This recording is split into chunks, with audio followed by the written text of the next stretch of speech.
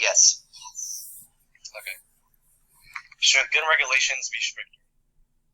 According to the CDC, in 2021, 48,830 people died from gun-related injuries in the U.S. Gun culture is extremely prominent here in the United States. The U.S. has more than 120 guns per 100 people, which corresponds to approximately 393,347,000 firearms, making it the world's greatest overall and per capita. Due to the widespread accessibility of firearms, thousands upon thousands of people die each year because of gun-related injuries. Even though this is the case, many individuals still prefer gun rights to gun regulations.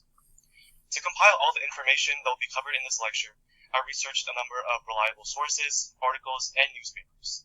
Despite the fact that the Second Amendment protects gun ownership, the right to bear arms does not grant an unlimited right to own firearms. Therefore, with everything in mind, the United States must take tougher action and impose greater regulations on firearms. Today we will discuss about the issue of gun violence, how it affects the United States, and stricter regulations that can mitigate this issue. First, let's delve into the issue of gun violence. The ease with which guns can be acquired is one of the main causes of gun violence. Many stores, ranging from large chains to family-owned businesses, supply firearms readily to the public. When purchasing a firearm, background checks are only required for in-store purchases. The background check includes very simple questions, such as, have you ever been convicted of a felony? Have you ever been convicted of a misdemeanor of domestic violence? And are you an unlawful user of or addicted to marijuana or any other depressant, stimulant, narcotic drug, or any other controlled substance? As a further precaution, the FBI will then be called in to run the customer's name through a database to ensure that they are not a criminal. In most cases, this procedure can be done in a very short period of time. The proprietor of the store may refuse to sell firearms to specific customers under certain conditions. For instance, the customer could have a felony or is declared mentally unstable. However, the number of refusals that occur is extremely small. The FBI stated on their official website that more than 100 million such checks have been made in the last decade, leading to more than 700,000 denials. Even so, individuals can go as far as avoiding background checks altogether when obtaining a firearm at a gun show. Because there are little limits and widespread access to firearms, a number of devastating events can occur, such as mass shootings. The New York Times in 2022 stated that if key gun control proposals now being considered in Congress had been in law since 1999, 4 gunmen younger than 21 would have been blocked from legally buying the rifles they used in mass shootings. These 4 shooters and numerous others were able to get firearms illegally by taking advantage of loopholes such as buying from a private vendor. Now that I have covered the issue of gun violence, let's discuss how it affects the United States.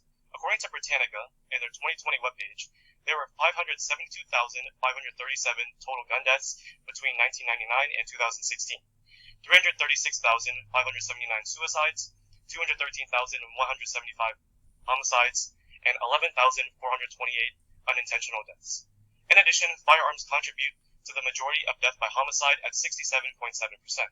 To put it simply, too many avoidable fatalities occur because the wrong people obtain firearms. Guns act as weapons of mass murder that have ended the lives of many innocent people in this country. An example of this would be the 2012 Sandy Hook Elementary School shooting, which resulted in 26 fatalities. Another way that gun violence affects the United States is through the increase of societal costs. Britannica would state in their 2020 webpage that a study in the American Public Journal of Health estimated that the hospitalization for firearm-related injuries cost Medicaid and Medicare $2.7 billion over 9 years.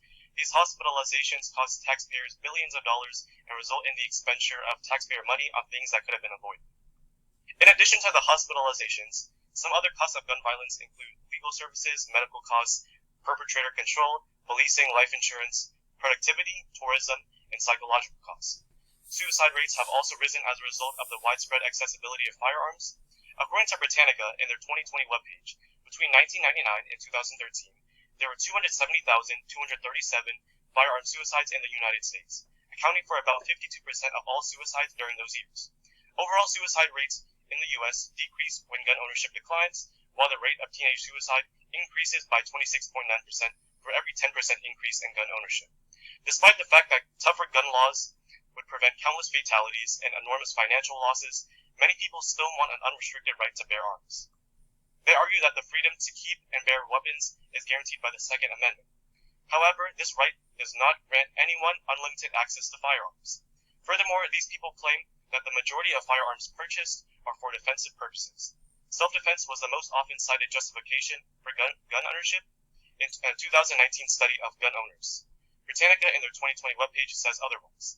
They stated that of the 29 million violent crimes committed between 2007 and 2011, 0.79% of victims protected themselves with the threat of use or use of a firearm, the least employed protective behavior.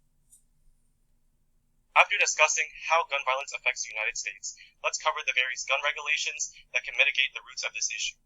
Improving the background check system is one very easy way to ensure that gun violence to at least minimize. When the background check system is updated on a regular basis, it ensures that fewer individuals with bad intentions are able to obtain firearms. According to Benji Sarlin in his 2018 article, the National Instant Criminal Background Check System allowed the shooter who killed 26 people at a church in Sutherland Springs, Texas in 2017 to legally buy a gun despite a domestic violence conviction in the Air Force that should have come up in a background check system if it had been properly updated. Raising the minimum age to purchase a firearm, such as an AR-15, to 21 years old is another gun restriction that can help to reduce gun violence. Finally, there should be a ban on assault weapons in the United States. Originally in 1994, Bill Clinton signed a bill which banned assault weapons. However, it has expired since then, and similar models were seen in recent shootings, such as the Parkland shooting. Furthermore, the injuries that people sustain from assault weapons are much harder to treat than those of a handgun. We have completed discussing the issue of gun violence, how it affects the United States, and gun regulations that can possibly mitigate this issue, so let's review. Each year, tens of thousands of people die as a result of gun violence. Those who do survive experience physical, emotional, and financial scars. Additionally, government money and taxpayer dollars are spent on things like Medicare for situations that could have been avoided. The American government can enact measures like a ban on assault weapons or raising the age to purchase a rifle in order to address the problem of gun violence. People will still continue to die at alarmingly high rates if the government continues to ignore the problem.